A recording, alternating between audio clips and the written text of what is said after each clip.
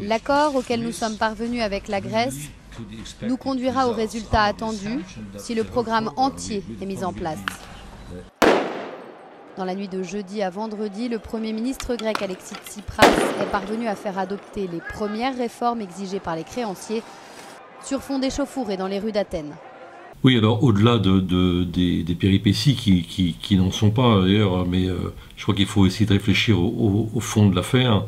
Évidemment, Alexis Tsipras est dans une situation épouvantable parce qu'il est dans le paradoxe et la contradiction absolue, au point de devoir appeler à voter un texte qu'il critique et qu'il déteste évidemment.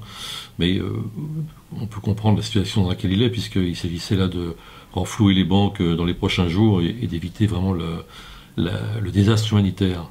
Mais au-delà de tout ça, je crois que, d'abord, il faut dire que moi, je me refuse à accabler de Tsipras.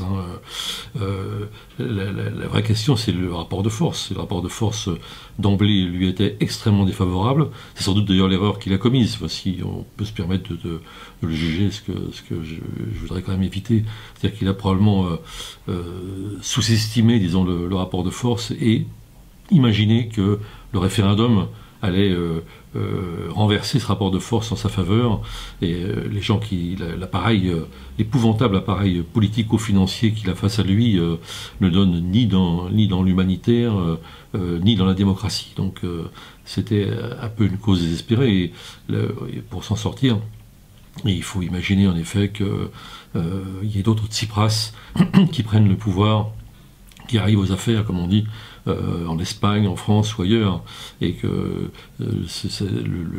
le rapport change au sein même de l'Europe. Ce qui me frappe aussi, c'est que pour la première fois en Europe, on a, je dirais, un rapport de type colonial, enfin en tout cas de façon aussi affirmée et caricaturale, parce que en fait les gens comme Wolfgang Schäuble et les Allemands, mais aussi pas seulement la droite allemande, mais même le SPD qui n'a pas été le dernier, disons, à précipiter la curée contre la Grèce, agissent exactement comme les pays du Nord ont toujours agi avec l'Afrique. C'est-à-dire, on connaît la mécanique, c'est le FMI, l'aide conditionnée, les réformes structurelles, etc. La seule différence là, et c'est encore plutôt quand même à l'honneur de Syriza et de Tsipras, c'est qu'ils n'ont pas réussi à avoir un potentat corrompu qui soit docile. Et il a résisté. Et de toute façon, il a mis en évidence, en effet, la nature et le vrai visage de cette organisation européenne telle qu'elle est aujourd'hui.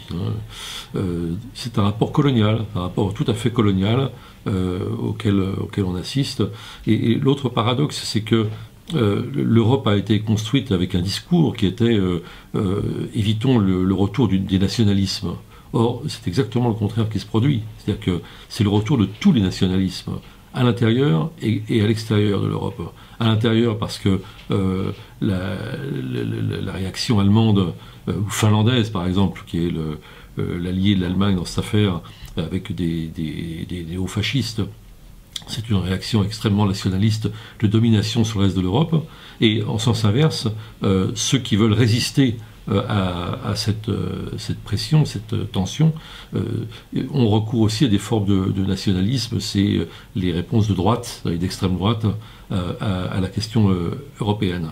Enfin, un mot pour finir du rôle de François Hollande, parce que moi je ne laisserai pas dire qu'il a eu un rôle positif. J'aurais rêvé de pouvoir le dire, mais en l'occurrence c'est vraiment pas le cas. Il l'a avoué d'ailleurs dans son intervention du 14 juillet quand il dit j'ai dit à Alexis Tsipras aide-moi à t'aider. Ça veut bien dire ce que ça veut dire. Ça veut dire qu'il a exercé, lui, une pression uniquement sur la Grèce pour qu'elle accepte les conditions de l'Allemagne. Alors il a joué les go-between, il a joué les médiateurs, il a peut-être convaincu Tsipras de lâcher prise, sans doute, mais il n'a à aucun moment fait pression pour que l'Allemagne change ses propositions, et donc il a été de certaine façon l'allié de l'Allemagne, et il a aidé à faire avaler la couleuvre. Donc c'est pas franchement disons, une grande victoire de la France, contrairement à ce qu'il a dit. Il va, du point de vue de la communication, c'est bien joué, il va glaner quelques points dans les sondages, mais sur le fond, c'est pas vraiment ce qui a été raconté.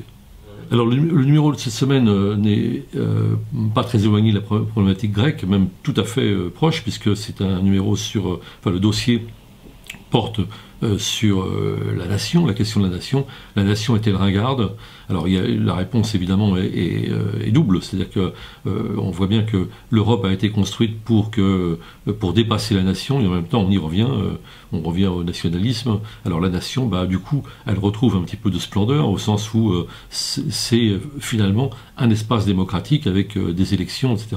Ce que l'Europe n'offre pas pour l'instant. Donc il y a une vraie réflexion à avoir sur la nation en même temps que sur l'Europe, et la question grecque devrait précipiter cette réflexion, notamment à gauche, je veux dire au sein de la vraie gauche.